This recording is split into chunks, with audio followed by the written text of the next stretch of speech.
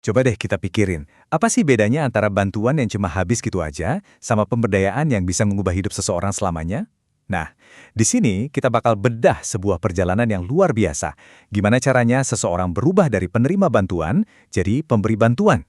Kita akan lihat ilmu di baliknya. Ini pertanyaan yang penting banget. Dan mungkin kalau kita mikir jawabannya cuma soal uang, kita perlu gali lebih dalam lagi. Soalnya, apa benar ngasih uang aja cukup? Atau jangan-jangan ada sesuatu yang jauh lebih mendasar yang harus kita ubah? Nah, ini dia kuncinya. Perubahan yang awet itu bukan cuma soal ngisi dompet, tapi juga soal ngisi kepala dan hati. Ini tentang mengubah cara berpikir, nemuin lagi tujuan hidup, dan yang paling penting, melatih mata buat melihat peluang. Inilah fondasi kemandirian yang sesungguhnya. Oke, jadi ayo kita bedah dulu akar masalahnya. Kemiskinan itu sering banget kita lihat cuma sebagai masalah kekurangan uang. Padahal akarnya jauh lebih kompleks dan dalam dari itu. Ini masalah multidimensi, jadi solusinya juga harus dari banyak sisi. Disinilah konsep yang namanya zakat produktif masuk dan mengubah permainan. Beda dari zakat biasa yang biasanya langsung habis untuk kebutuhan sehari-hari, zakat produktif ini justru dikasih sebagai modal. Tujuannya simpel, bukan ngasih ikan, tapi ngasih kail sekaligus ngajarin cara memancing yang benar. Jadi tujuan akhirnya itu jelas banget dan jujur, ambisius.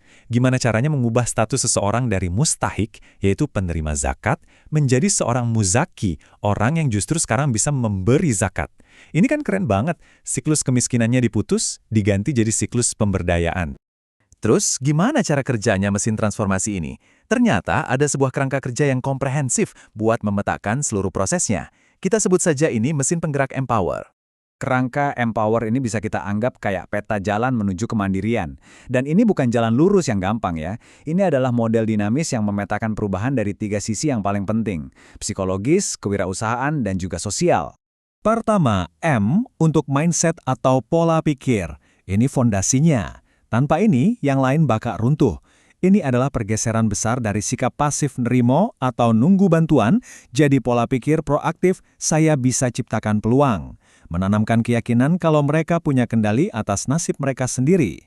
Kedua, P untuk purpose atau tujuan. Gini deh, kalau mindset itu mesinnya, maka tujuan hidup ini bahan bakarnya. Setelah pola pikirnya benar, seseorang butuh arah yang jelas, butuh kenapa yang kuat, entah itu demi keluarga, demi anak, atau demi membangun sesuatu. Inilah yang bikin apinya terus menyala. Ketiga, O untuk opportunity atau peluang. Dengan mindset dan tujuan yang baru, rasanya kayak dikasih kacamata baru. Peluang yang tadinya nggak kelihatan, sekarang jadi jelas banget. Nah, program ini nggak cuma bantu mereka melihat, tapi juga ngasih keberanian dan alat untuk meraih kesempatan itu. Keempat, W untuk working smart alias bekerja cerdas. Punya mindset, tujuan, dan bisa lihat peluang itu udah bagus. Tapi eksekusinya juga harus pintar. Bekerja keras banting tulang aja nggak cukup.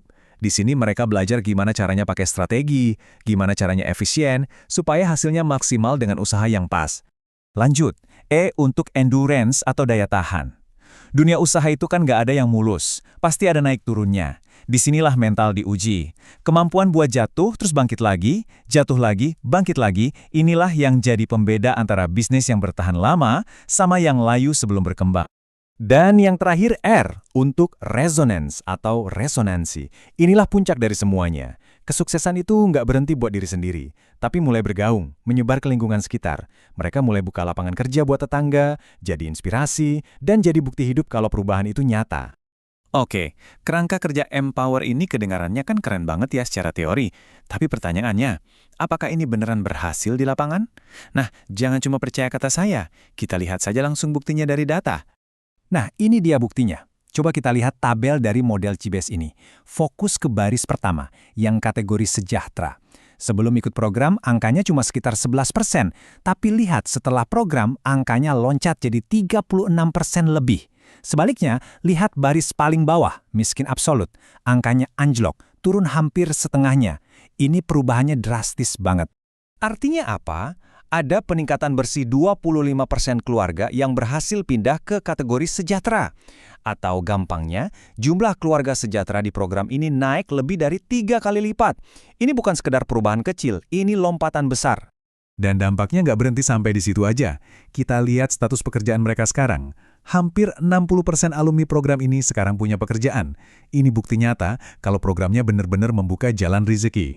Tapi menurut saya data yang paling bikin kaget tuh yang ini. Coba lihat bagian yang itu. Pemilik usaha. Hampir seperempat dari alumni yang bekerja, statusnya jadi pengusaha. Mereka bukan lagi cuma cari kerja, tapi menciptakan lapangan kerja. Luar biasa kan? Angka-angka tadi memang kuat, tapi cerita di balik angka itulah yang memberikan jiwa. Yuk kita dengarkan langsung gimana sih rasanya transformasi ini bagi mereka yang menjalaninya.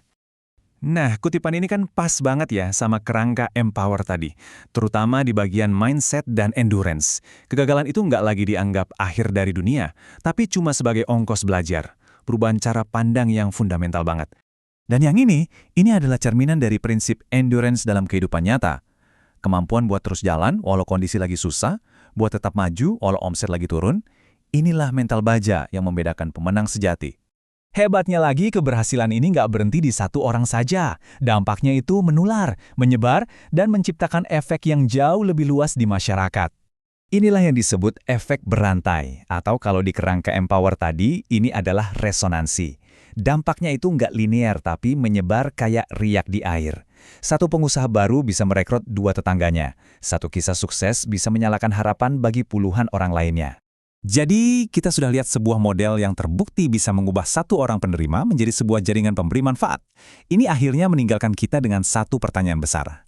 Kalau model ini bisa berhasil untuk individu, kira-kira apa yang kita perlukan untuk bisa mereplikasi kesuksesan ini dalam skala yang lebih besar? Skala satu komunitas utuh.